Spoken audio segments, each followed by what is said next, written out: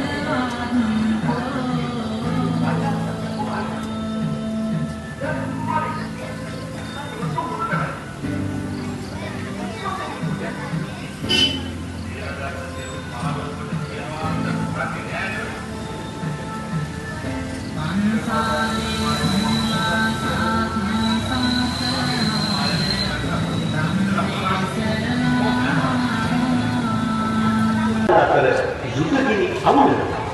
මේක මෙලෙස සිදුවේ හැකි බව කල්පයාම දුටුව මේක වූ එකම ශාස්ත්‍රඥ වහන්සේ තමයි අපේ අසම සම බුදු පියාණන් වහන්සේ. ගම්පහ නාගරික එක්සත් වෙළඳ සංගමයේ මගින් ඉදිකළ මේ මනරම් විසක් කරමින් අපිට මේ වඩ අසන්නට සලස්වන්නේ බුදු දහමශික කතා.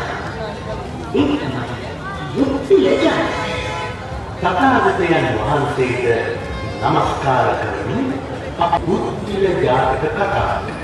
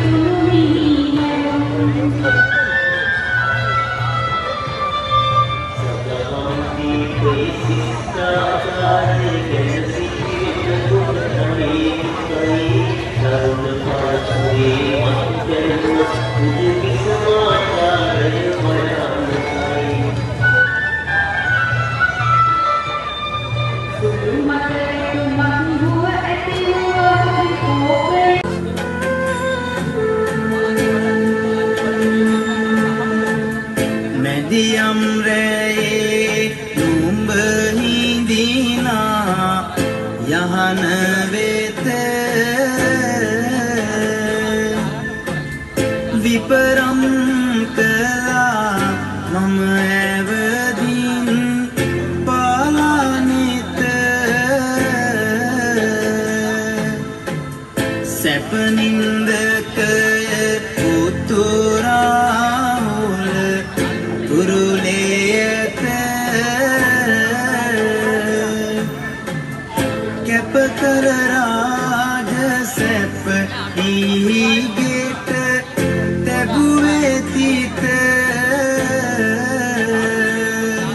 අගය කියාන්නට මහේ සපුතු සහ හිරුන් නගය කොට පිනිදි දුවගේ ඉගෙනීම දිනන්නට ආසිරිගෙනදී තොරණට වැඳ සිට දුව පුත නුඹ යන දමන දිනන්නට සදෙව් දුල්නිතගේ දිහුන සොයා දෙන මව්පියෝ තොරණට අතහිත පිදු තැන අධ්‍යාපන ලොව ඉහළට යනු මැන දිවස හෙලයි සිරි සරසවි නිවාගෙන පියවති මව්පියෝ ගැන සිහි කරවා උණු කඳුලෙලි මහා පොළොවේ වගුරුවා දින පින ලැබ නිවනට සැර දෙන්නට මව්පියෝ දෙන්නට